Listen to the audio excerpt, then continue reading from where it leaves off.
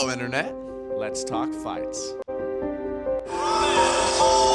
Ryan Salisbury! All right, guys, episode 3 of the Savage Gentleman Show. I am joined with a fellow Savage Gentleman, Chepe Machine Gun Mariscal. Chepe Machine Gun Mariscal! Chepe's nasty. He's shot so heavy. Kick to the face, late for Mariscal and a right hand! Chepe. Thanks for coming, bro. Co-main event of the evening. We got Drew Dober versus Renato Moicano.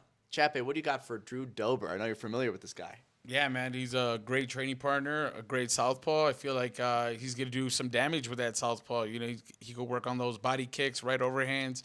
Left overhand, should I say, because he's southpaw, obviously. But, yeah, man, I think he's going to do some work with Renato. Renato's been knocked out before, so it's I see Drew, you know, try to stay tight in the game, throw those overhands, those kicks. You know, he keeps it nasty. You know, he finishes fights, makes it exciting. You know, just can't wait. Hell yeah. Hell yeah. I think Ryan? Drew Dober is built like a Lego man. Everything is the same size. It's all proportional. I mean, his calf is the same size as his thigh. His bicep is the same size as his thigh. He's just Dude, a brick shithouse, of dude. a Flintstone. Flintstone, yeah, caveman. That guy, yeah. And he he's kind of, for sure. I mean, he fights like he's going to throw some bones. He Dude. finishes He people. He could take heat and give it, dude, for sure. Crazy chin. Top 10 chin of all time, probably.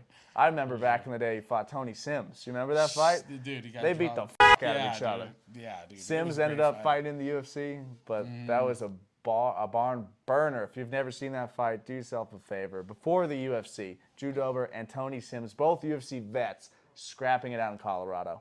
UFC Colorado legends.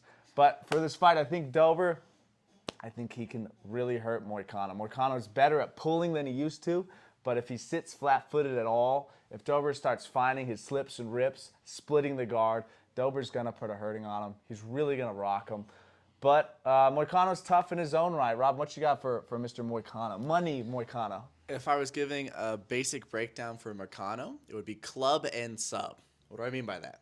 He's a good striker, but if you look at his record, he's got 0 knockouts. There's a reason for that. He probably could get him, but what he wants to do is hurt you and then jump on your back and choke you. Every single one of his submissions, if I'm correct, every single one of his submissions in the UFC for sure is a rear naked choke. That is his money move. He starts with good straight punches. Everything's really crisp, really tight. When he's ready, he's going to throw his right hand like a baseball bat pitch. He gets a little wild with it, but he's got power on it. And what he wants to do is hurt you and jump on your back and choke you. One of the worries I have for him in this fight is we've seen him struggle with southpaws before. He just fought the somewhat aging gracefully, but aging Rafael dos Anjos, who's a southpaw, and he took a lot of damage in that fight. Yeah, he did. Now, he looked really good his last fight with Brad Riddell, who had a great fight with Dober. He hurt him and he choked him, which is what he likes to do.